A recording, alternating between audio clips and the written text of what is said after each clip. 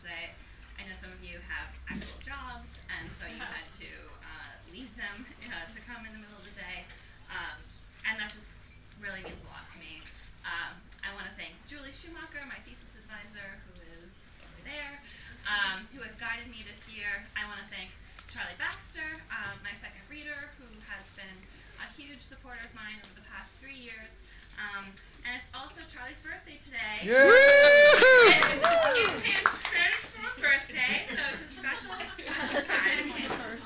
And his son and his daughter-in-law are also here, so that's a real treat for me. So thank you guys for coming. I want to thank my cohort. All of you have spent the last few years with me. You've inspired me and challenged me in really great ways. Especially want to thank Isaac Butler and Adrian Quinlan, who have been my partners in crime, and whose work has really meant the world to me. I want to thank my family who was able to come, my niece and my sister and my mom, who put together this nice spread. And lastly, I want to thank my fiance, Ben, who has been my biggest supporter for almost 6 years. Get off, Terry.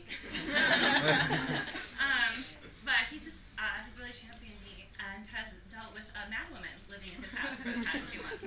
So, thanks, Ben. So, yes, as you guys might have heard, and as you can see, the title of this presentation is The Future of Autobiography, and this is an important imperative, mainly to myself, how to stop worrying about genre and embrace authentic storytelling. These remarks are the culmination of 3 years of intellectual mastication here at the MFA program, 2 years which were spent working full-time on my manuscript, which is now entitled What We Did Will Be Remembered. At one point I considered this book a memoir, and then it was a nonfiction novel, and then it was a metafictional novel, and it was nothing, so I was just crying all the time. And now, because I'm really taking this word back, I'm calling it a novel. And for those of you writers and non-writers who can't imagine why these stupid distinctions mean anything, I'm sorry, this is what I'm going to be talking about for the next 40 minutes. And you are the future, so thank you for thinking that way. So, before I talk any more about my project, I thought it might be good to give you kind of an overview. Some of you haven't really heard much about it.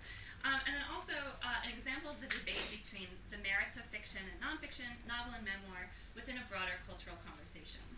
Because at the heart of this conversation, this quest for literary supremacy is a massive thirst for an intangible, inimitable, I'll know it when I see it authenticity that propels much of contemporary art and entertainment. And nowhere is this desire for authenticity more clear than at this year's Oscars, when the behavior of 2 highly successful, award-winning actors sparked very different conversations.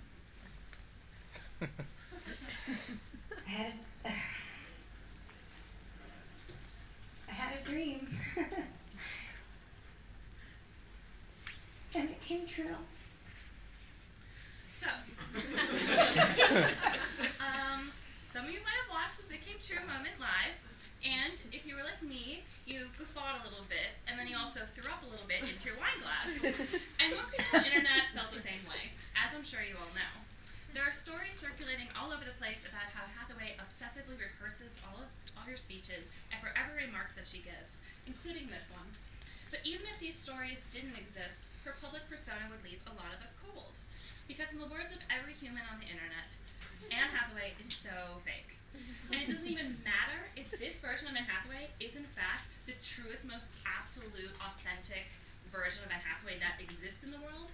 It doesn't feel true, and she doesn't feel true. And this drives people crazy, especially because right beside Hathaway, we see this.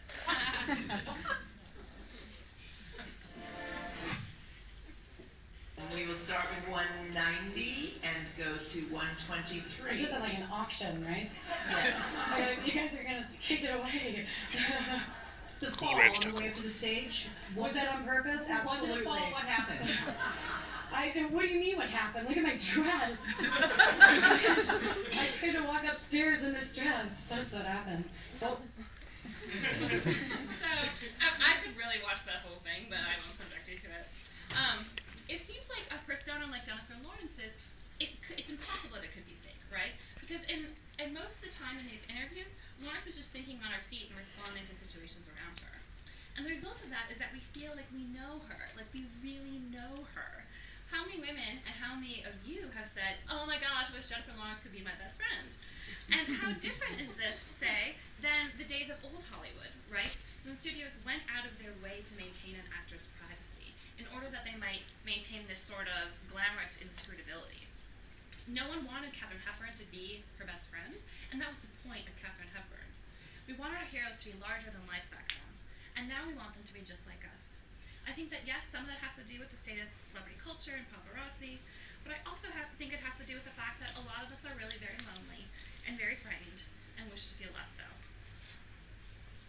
So even if Jennifer Lawrence's behavior is just a performance, which I doubt, at least not all the way, because so much of what she says is off the cuff, the reason people love her so much is that she seems to be removing all barriers between herself and the public. She's dropping all of her masks. And especially in an era when most of us spend our days in relative isolation, often on the internet, this public laying of oneself bare, of flesh and blood, again, even if it's just a performance, inspires a very pleasurable, intimate feeling for us as human beings. It's the same pleasure we get from reading confessional poetry, reading memoir, watching certain musicians perform live, engaging with certain performance art, and, yes, watching reality TV.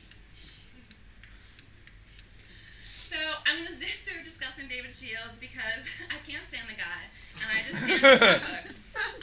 But it's impossible for me to have this conversation without first tipping my hat in his direction. Reality Hunger, those of you who don't know, is a book that came out in 2010, and it has two basic manifestos in one. First one is, narrative is dead, and we should all be writing collage. This is stupid, because people have been telling stories since the beginning of time. But his second manifesto, and for me this is much more interesting, is basically that the autobiography is the true medium of our time, just as the epic poem was to the ancient Greeks.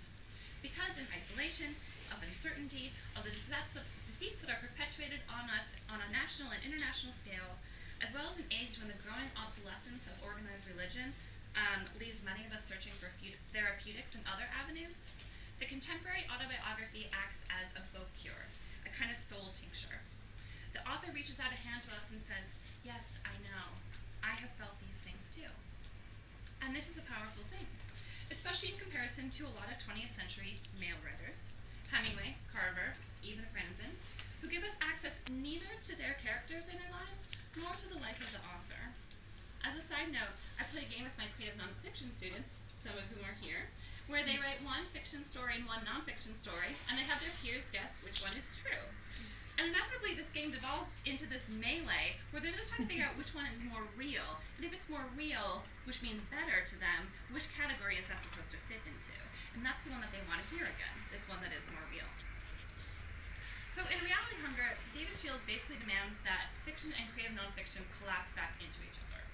Because there's something necessary, and there's also something delicious about knowing that in a piece of writing, or in a film, or television, some of the stuff that the artist is exposing might actually have happened. So besides reality TV and memoir, in film we have fictionalized biopics and semi-documentaries. On the internet we have blogs and Tumblrs, and of course Facebook and Twitter. All these mediums that are constructing some version of the truth of our lives. And then these other mediums, especially reality TV, and even on our friends' carefully edited Facebook profiles, right? Because they're not posting the photograph of the fight they just had with their husband. Like, this is a very constructed timeline. We're perfectly okay with saying to ourselves, sure, this is kind of like a distorted, dramaturgically altered, like hyped up version of what really happened. And we receive it as such without any problem. So I wonder, why can't that happen in literature already? In the spirit of full disclosure, and in the spirit of my adamant belief that the novelist should no longer pretend to write from on high, with little to no connection to the events on the page, I want to tell you a little bit about the origins of my book. This little guy in the middle here, chubby one, is my dad, and beside him is his older brother Lee and his older sister Carol. In the 1960s, Lee and Carol both died in their teens of an as yet inexplicable hereditary heart disease that also killed my father's mother some 20 years later and caused my cousin to have a heart transplant just a few years ago. My father's family is very stoic and very Swedish, and throughout my childhood we never ever talked about these bad hearts, or these broken hearts, as I call them now. In fact, my father never talked about his brother and sister at all. I didn't know a single thing about them until I started interviewing my father 2.5 years ago. I had never seen a photograph of them either. And yet, since the day that I was born, these people and these hearts have been my true inheritance, biologically, emotionally, and spiritually. I first started thinking about inheritance, so embarrassing to show that photo, by the way. I started thinking a lot about death back when I was diagnosed with stage 3 lymphoma in 2009, just a few weeks after I accepted a spot in this MFA program. I had to defer my studies for a year in order to undergo chemotherapy, and this, as you might imagine, was very hard. And I'm not one of those people that likes to talk about cancer as a blessing, because it's not. I will say that having such a serious illness in the height of my youth gave me an extraordinary access to a deep emotional wellspring I previously had no access to. I understood quite viscerally, in the wreckage of my illness, what it was like to be young but no longer young, to have a youthful body that had failed me, and this understanding put me in resonance with my father's history, with relatives I had never met, in a way that is still mysterious to me. And of course, for the first time, really, in my adult life, I began to burn with this question of why terrible things happen to people, why such terrible things happen to all of us. And so my book began with a kind of cry to the heavens, with the hope that through writing, I might be able to find an answer to the unanswerable. The title of my manuscript is actually taken from a note that my Aunt Carol wrote on her deathbed, a note that I stumbled upon during my months of research, both into my family and also their historical moment, the 60s, which were full of large-scale tragedies that were at time in eerie alignment with these more personal sorrows. And while the research I did was essential, for a long time I felt too on top of the research, of the facts, of these real-life characters, to do anything with them. The fact that this disease had hurt my family so profoundly, that wasn't a story. Oh, damn it. Hold on a second. Yes. Whatever over here. Okay. So what was the story? What was I talking about? For a long time, I really had no idea. The first draft of my book is a retelling of factual and semi-factual and conjectured events, and then interrupting myself in the narrative by saying, wait, but that's not even a story. That's not even true. Thinking that the search for a story or the interrogation of a maybe story was enough to make a book. 1 year and 300 pages later, I realized that it was not. So eventually I realized that I was going to have to trust my imagination, or rather my unconscious, to figure out what I was really trying to say. So after a lot of angst, which was really quite angsty, as Julie Schumacher knows, something finally kind of clicked between all this research that I had done, all these facts I had amassed, all this experience I had, and a dreamscape that began to emerge as I let it all really sink into my bones. So I want to read you super quick a few pages from the decidedly non-factual material from my novel to give you kind of a sense of where this project has gone since the original impetus to begin it. So basically all you need to know is that this is taken from the point of view of Martha. Martha is Carol's doppelganger. The family has moved to Milwaukee to try to escape their past, and Martha has gotten involved with the civil rights movement in Milwaukee. This is the summer of 1967, and she's fallen in love, a pure love, with a white Catholic priest who's kind of in charge of this movement. Oh, to have her heart opened. The timing was cruel, for she was already on her way to heaven. But perhaps it was a gift, and not just an irony, to feel these things before she left. It was as if she had been thirsty her whole life and had never known water. When the first drops of love were offered, she was frightened by it, by the way her body could need so much, the heartbreak of comprehension. Just how parched had she been all this time, without a cup to drink? She went home from that first meeting at St. Benedict's and stood in front of her full-length mirror and examined her body like she might a shell on the beach, without expectation, without the folly of comparison. For it truly was just a shell, as Father Gorski had said, a holy vessel, he had called it that afternoon.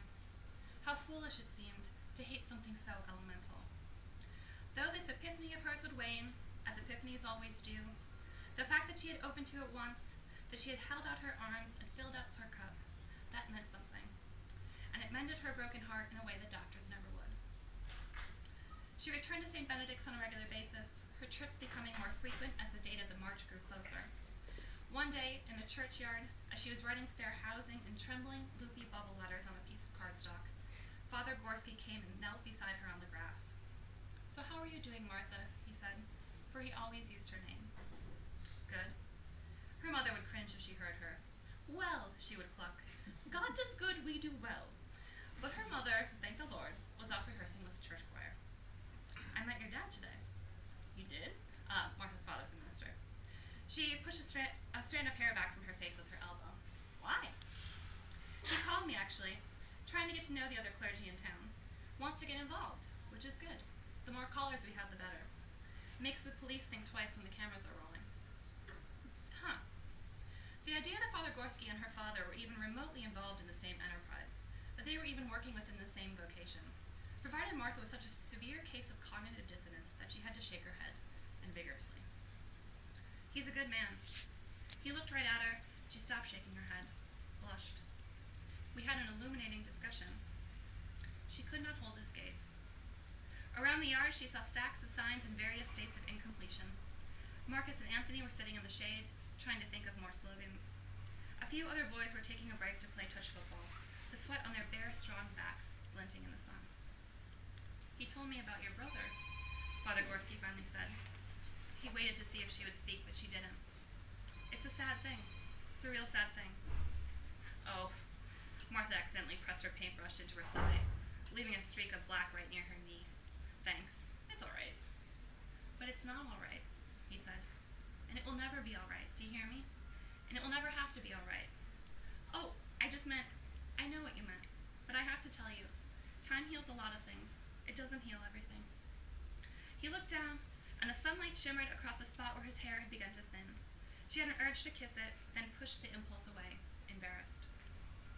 "You think this is the worst thing that's ever happened to you. Maybe it is. Maybe you want to forget about it, push it away. But you have to remember, it's also your access point." He put his hand over his chest. "And once you have that access, there's nobody you can't love. There's nobody not worth your devotion. So while it's a terrible thing, it's beautiful too. And by the grace of God, it will always be both." What he was saying to her seemed to be both universal and indescribably private. He continued, "Have you heard of the Italian word, chiaroscuro?" She shook her head.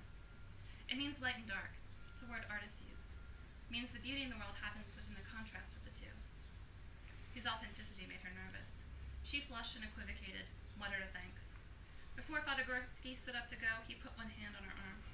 "Remember to be kind to yourself," he said, smiling, gently squeezing her flesh. And though she wouldn't, she would try. So, that's part of the book. It took me a long time to be able to write as freely as I am in these pages, to be able to leap into the realm of the fantastic. For many months, my lack of knowing what exactly I was writing and what shape it needed to take left me unmoored. Where were my loyalties supposed to lie? Where was any autobiographer's loyalty supposed to lie? To the facts? To the narrative? To the reader? To the family? To myself? What am I supposed to call this piece of prose which is coming out of a very true and deep place inside of me, which I'm also unable to tell in a straightforward, fact-based way due to general paralysis when I try? I had an idea right away, of course. I was like, oh, this is a novel. I'm just going to call this thing a novel. But this word novel felt weirdly confining too, mainly because of variations of conversations like this one, which I've been hearing on a regular basis at 2 in the morning, drunkenly, ever since I began college 10 years ago. It's very different than like a real live person. Do you know what I mean? Well, for example, like a person is not a character. A character is more of an archetype. It's more, it amplifies those human qualities which we all embody. Do we embody them, or are we? I mean, it really depends on if you're writing a novel as a character or if you're writing a novel about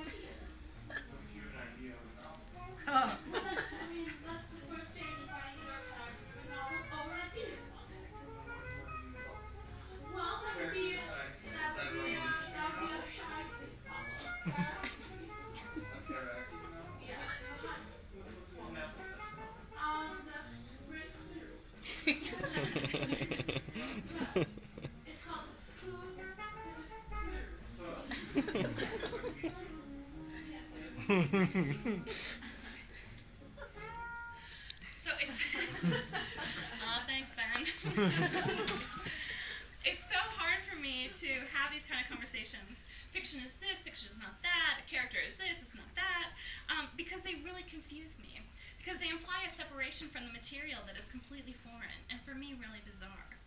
The origin of the word fiction is the Latin fictum, meaning to shape or mold, not to create from scratch. And for the longest time, the novel was a Creole form, a boundaryless genre, a grab bag of form. In post-classical Latin, novella meant the new curling shoots of a plant. By the 13th century, it connoted new things, news, and good tidings. And then came along people like Henry James, who were basically like, no, you guys, the novel, if it's going to be an art form, it has to be this thing that comes only from your imagination, which is actually totally untrue, because fiction and history have been linked forever, ever since the days of Herodotus, the so-called father of history, who invented large swaths of material based on hearsay and conjecture and his own whims. And even in the case of the New Testament Gospels, these stories were written half a century to a century after the events in question occurred. And most copies of the Bible at the beginning, they're like, oh, okay, just so you know, these like don't all line up with each other, and just kind of take it with a grain of salt. So history has always been this breeding ground for fiction writers because it has everything: high stakes, concrete detail, rich humanity, the best raw materials that any writer could ask for. But there came this kind of crusade in the 19th century to purify the form from this mongrel thing it was, and kind of standardize it, separate it from life, forgoing the digressions, the essayistic asides, the history, the documentary, the intrusion of the author upon the narration, the intrusion of life upon the narration. In short, in James's own words, in the 19th century, the novel lost its naivete, basically just because of this quest to have literature taken very seriously. So the novel was made into something very clear and respectable and, had guidelines for it. And as a result, we see things like this. Obviously, there's good reason to be writing criticism about fiction and theory about fiction, but this how-to industry of writing fiction, I can't think of another art form where you get more how-tos of how you're supposed to do it, as if there's a formula for making art. I've never understood these rules and regulations and prescriptions and aphorisms, especially because I come from a background of poetry and creative nonfiction, forms that are inherently rebellious, where one of the maker's purposes is to say something differently than it's ever been said before.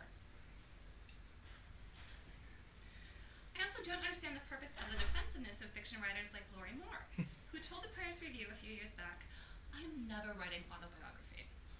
This was Moore's huffy response to a question regarding the strange similarities between her real life and the lives of her protagonists. She said, "I would be bored, the reader would be bored, the writing would be nowhere. I'm feeling falsely accused." Falsely accused. It is so heinous for Lori Moore to imagine that people might think her stories come from her life, even though really, where else would they come from, that she uses language reserved for committing a crime.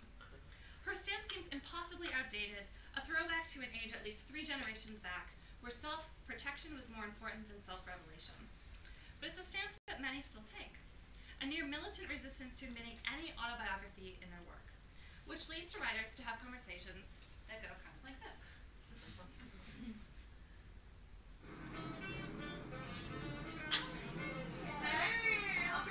It's going well. How are you? I'm good. Awesome. How are you going? Oh, you know what? I actually had a major breakthrough this week. Yeah, well, actually, it relates to something that happened with my siblings last week. Oh, really? Yeah, they're the ones who live in the commune out in northern Washington State. Oh, sure, yeah. And they started building on this piece of land. Oh, okay. Yeah, and so they're building on this piece of land, and then they had somebody give them a permit. They're like, "You can't build here," and so they went to the next guy's property who gave them that, and they ended up burning down his homestead. Yeah, and so they burned down his homestead, and then they just started hitching down the coast to get down to California to try and essentially start over. And they helped me, and they needed some money, so I poured them this money, and I don't know, it sounds strange. I'm really getting against them or something. But yeah, so that all happened 2 weeks ago, and then I just holding up? I don't know, it was really hard. It was really, really hard. I mean, I love them and I'm really concerned about them, but on a more personal note, my writing just wow. I just all of a sudden have this huge inspiration to start writing more. Oh, sure, yeah. Yeah. Okay, so I'm working on this fictional piece. It's going to be a short story, and it's about these 2 guys, and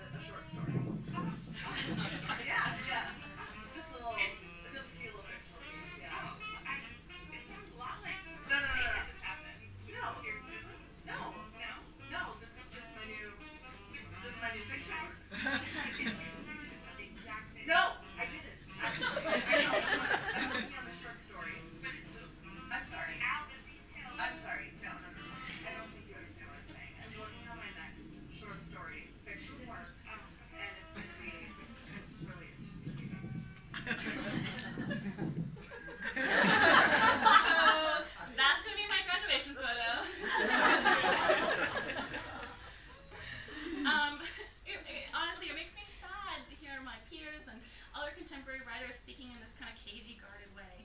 Since so much of the novel's history, authenticity was key. Defoe and Fielding, these crusty old dead guys here, actually went out of their way to advertise books like Moll Flanders and Jonathan Wild as real accounts, as Isaac mentioned in his defense.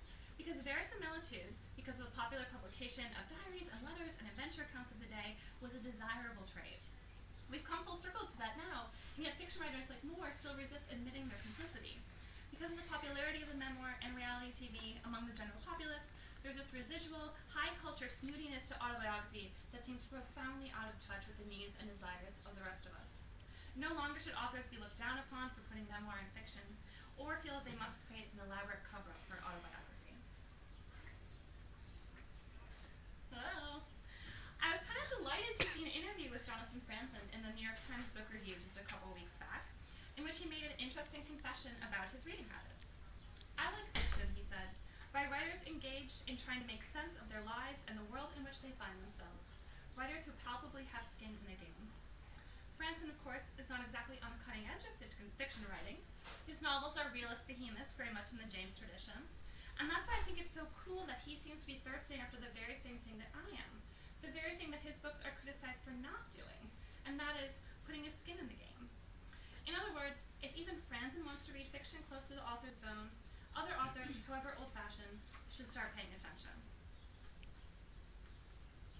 Ben Lerner, author of the autobiographical novel Leaving the Atocha Station, is a generation younger than Franson. He's just a few years older than me, and came of age during the era that I did.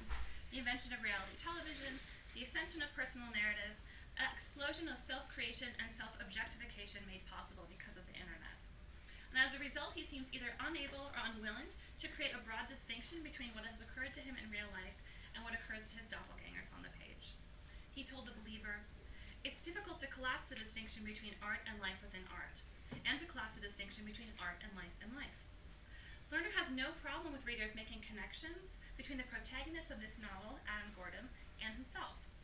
Lerner is a published poet as well, and one of his poems from a previous collection actually shows up as Adam Gordon's poem within this novel.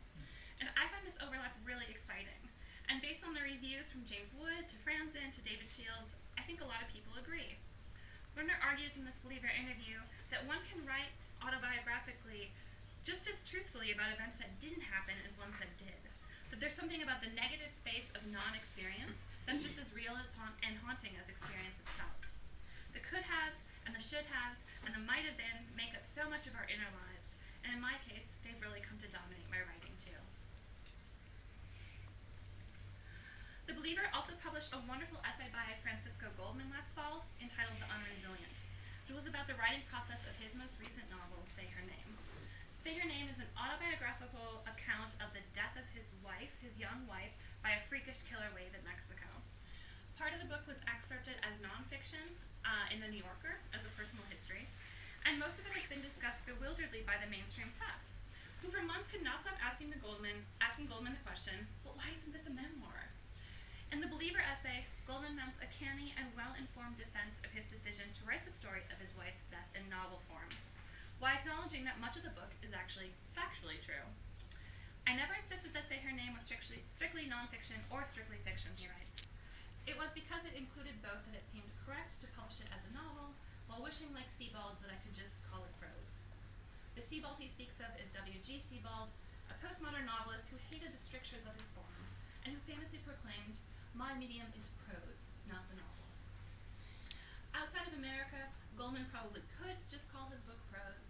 For an informal poll Goldman conducted with friends who live abroad, no other countrymen besides America seem to, and this is a technical term, give a shit about what genre you're writing in.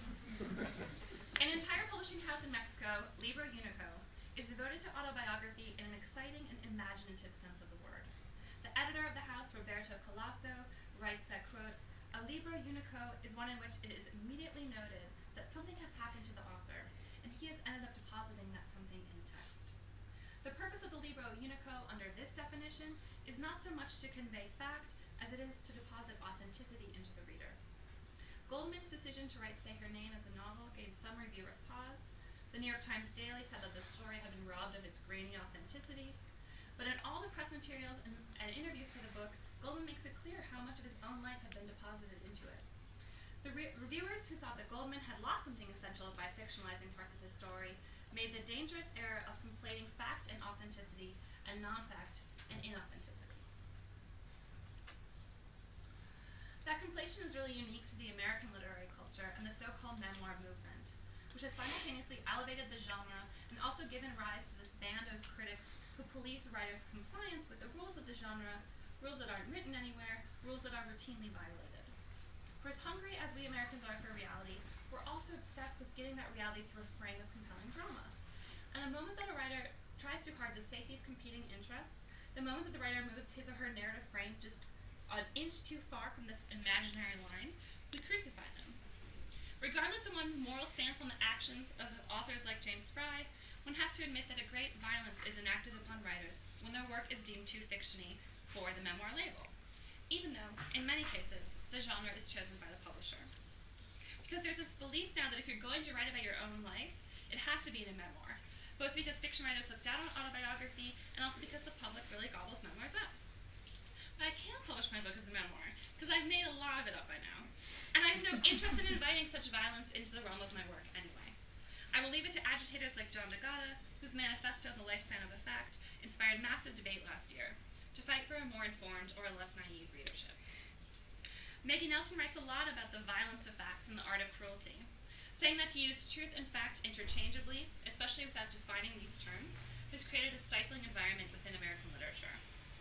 To presume that fiction and nonfiction are polar opposites of one another, to presume that nothing real and truthful can exist between the two, is to ignore a great deal of the innovative art that is being made right now. As long as people, quote, continue to smear out the differences between dishonesty and relativism, or between political lies aimed to bring us into an unjust war, and, say, the art of creative nonfiction, no clarity of thought is likely to emerge. To be clear, I'm not in favor of writers who deliberately use untruths in their memoirs. Like anyone, I don't like being lied to. I am, however, in favor of rejiggering the definition of the novel so that there's a real home for writers like Lerner and Goldman, and hopefully me. Writers who are using a certain level of refraction when it comes to shaping their experience, but not such a level where the experience becomes unrecognizable. Fortunately for me, there are wonderful contemporary authors who have already blazed the trail I am now stumbling down, who have proudly declared their intention to write, as Jeff Dyer says, just an inch from life. This, I believe, is the perfect distance from which to create art. It's far enough to allow for objectivity while rendering stories out of experience, yet not so far that the writer loses access to the wellspring of feeling that was the impetus to render this experience in the first place. This small inch is where the magic is. This inch is where the writer investigates, excavates, and honors both the creations of her imagination and the origins from whence it came. Jeff Dyer is a novelist whose dry wit and tour-de-force intelligence makes him a better advocate for this kind of work than I think David Shields is. In Out of Sheer Rage, he writes, increasingly, the novel goes hand in hand with the straitjacketing of the material's expressive potential. One gets so weary of watching writers' sensations and thoughts get set into the concrete of fiction that perhaps it's best to avoid the form altogether. And yet at the same time, Jeff Dyer is writing great fiction. That's the wager, isn't it? He writes. It's by remaining faithful to the contingencies and peculiarities of your own experience and the vagaries of your own nature that you stand the greatest chance of conveying something universal. Leonard Michael's Sylvia, which he alternately called a fictional memoir and a memoir in story form, which you can now see by FSG as being published as a novel, is about as perfect a piece of autobiographical inch-from-life prose as you can get. Written 30 years after the suicide of his first wife, Sylvia reveals in terse yet vivid detail the insular, self-destructive world of a doomed young couple, at times relying on Michael's old journal entries for an extra tang of veracity.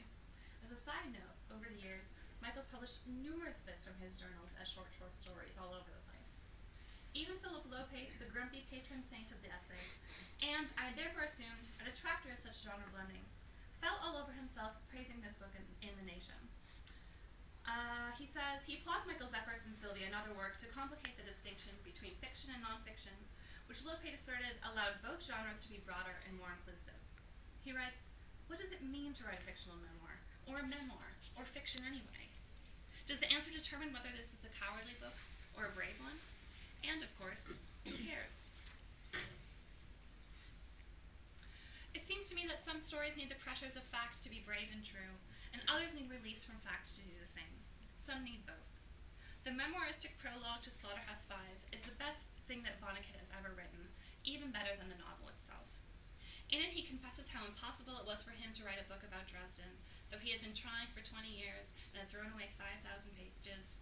How the book the reader is about to enter is a total failure.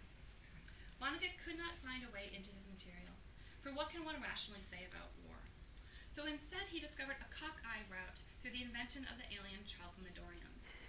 But the best part about Slaughterhouse-Five has nothing to do with the Tralfamadorians, but rather in the narrator's confession of how much confusion and toil went into the writing of the book in the first place.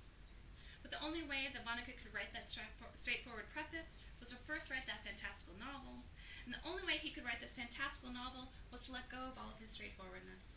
So it goes, as he would say. Maybe a requirement for good literature is that both the process of making it and the experience of reading it are fundamentally ambiguous. And, if this is true, maybe there's something not bad, but in fact exciting, even wonderful, about not knowing how real a work of literature is or not, how much it dances between artistic truth and verifiable fact.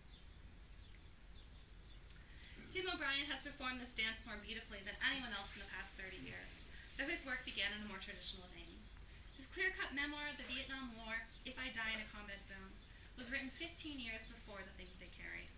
And while there's nothing intrinsically wrong with this memoir, If I Die is but a pale comparison to the majestic work of art he would pen later. Yes, O'Brien had time to improve his prose stylings in the intervening years, but there's another reason that The Things They Carried has been placed, rightfully, in the 20th century American canon, whereas his memoir is just a bibliographic footnote. This reason is embedded into the text of the novel itself. At one point, the narrator, whose name is also Tim O'Brien, makes the key distinction between story truth and happening truth, which is the same distinction that Nelson makes between truth and fact. If I Die, O'Brien's memoir, is filled with a lot of happening truth. Military drills are executed, boot camp is undergone, soldiers take turn keeping watch. And most of this is forgettable when placed along the searing story truths of The Things They Carried.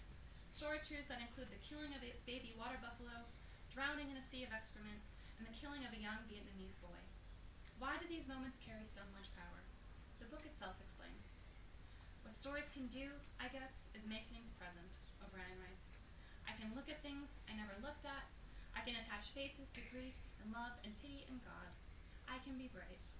I can make myself feel again. So there's this word again, brave. It's a dangerous word in literary circles today, one that implies oversharing and self-indulgence. But I believe the bravery that O'Brien is getting at here, and that Lopate meant too when he discussed Leonard Michael's work, is the bravery of surrender. Surrendering to embarrassment, surrendering to our own deepest hurts and fears and awe. Because at the end of the day, we are not writing literature in any genre to verify, instruct, or carry a report, as T.S. Eliot would say. We are writing in order to humble ourselves, to kneel where prayer has been valid.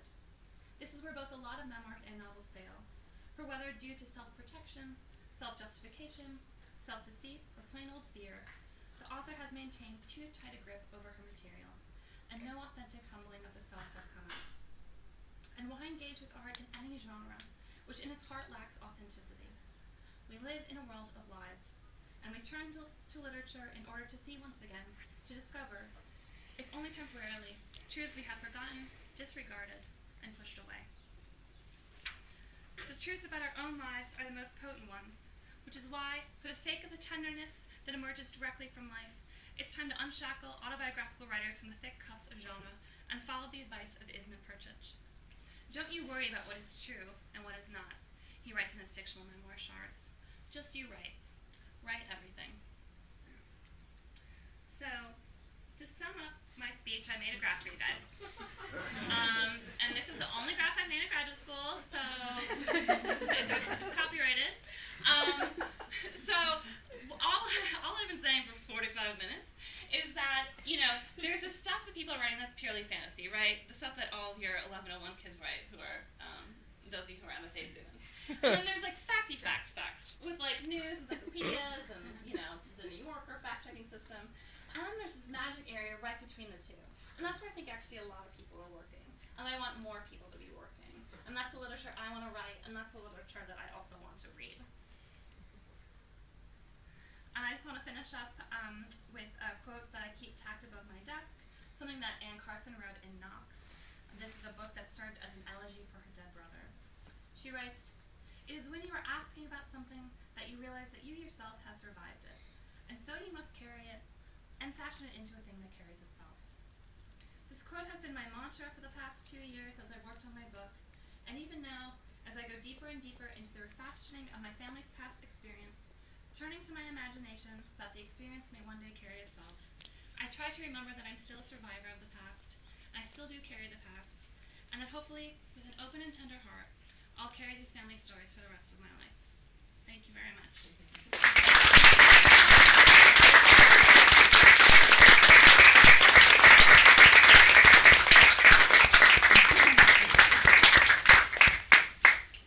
Okay, now you have to ask questions. Please, and then I'll give you a wobbly smile.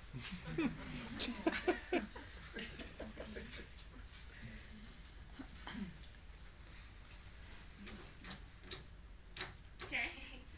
What has the process been like in terms of the actual writing, kind of letting go some of the construct that you had when you first started the program? Like, is it more enjoyable? Is it? Yeah. Yes. I mean, I think anytime that you kind of just start giving yourself permission to play, it just becomes a very different process. And I think writing's always hard. It's not like it's been a barrel of laughs, but it feels like I've really gotten onto something and discovered kind of a compassion for the people that I'm writing about, these characters now, in a way that I didn't necessarily have before. Nice roasting question. Other questions? Ryan? Could you tell me just a few idea of the structure of it now? The structure of my book now? Yeah, so it's basically in 3 parts right now. The first part is taking place in 1965, which is when John, the boy in this family, dies of this heart disease. The next part takes place in 1967, which is the summer of love, the summer of the big race riots in Milwaukee. The family moves, the dad gets a job at this inner city church to kind of make it all better, and things go calamitous. And then the sister in the family dies. And then we do a huge leap forward into the 1980s, and where we're kind of dealing with the repercussions of what happens when these kind of tragedies happen early in your life, and the way that grief is inherited. So that's kind of the structure now. We'll see. I changed the structure like 470 million times, so. Other questions? So was I get the sense that changing the people's names was like a very important part of this process. So I was just wondering if you could talk a little bit about that, about making the choice to be like, it's not Lee, it's John now, or like whatever. And your own name's different in it too, right? Yeah, I mean, I haven't even gotten to the part where I'm in yet. I'm like still in the 1960s, but I love it there, man. I think that was the ultimate thing that I was just like, I don't have any responsibility except to the story now, and that felt really good. And because I felt like in the long run, I was going to be doing, people that I didn't know whose lives I'm basing the story on. It was going to do them justice if I could really worm my way into their brains, and I didn't think that was possible until I made a clear separation in my head. Like, I'm not trying to represent this person, because it's impossible. I said like 70 million times. Did you have any preconceptions of what this story would be that the research surprised you by reversing, or any conversations with family members that just twisted your whole book in a way? I mean, yeah, I did hours of interviews with my dad and all of my relatives, and I expected there to be like some, I think, kind of like catharsis where I would like do this book and they'd be like, let the healing begin, and then and then I talk to my uncle, whatever. He's like, yes, this happened, and like that is the interview, and I'm like, how do you feel about that, and it's like he's not interested in talking about it in the way that I'm talking about it. So it really became like honoring the way that they're processing and the way that they carry their lives, and then realizing that I want to carry my life differently, and that's going to involve kind of doing this thing, which they don't all need to write books about dead people. I guess I do. Ben? Were there times when it was difficult to give up something that was factually true in exchange for something that felt more true to the story? Yes, a lot of the times.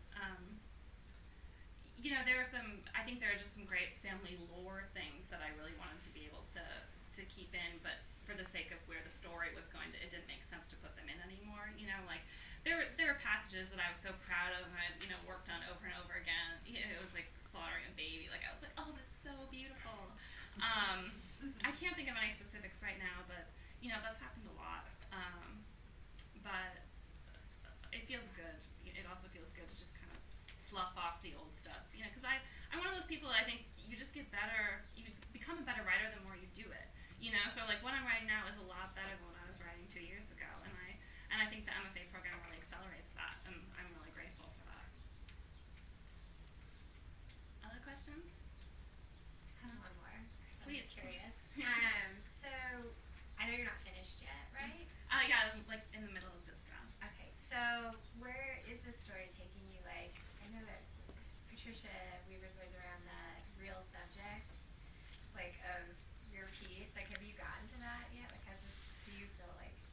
I think I'm still running my way into that, and I think like I've become, now that I'm just really writing a story, I'm kind of letting the story dictate it and trying not to think too much about like, what is the big thing of this? Like I don't really want to think that way anymore because it becomes really kind of stifling and exhausting. So right now, I'm just kind of letting the story talk to me. Lee? So you gave a lot of examples, looking back through history in modern times, about specific authors and their works and how you've read them and how you felt it's either authentic or inauthentic and your reactions to that.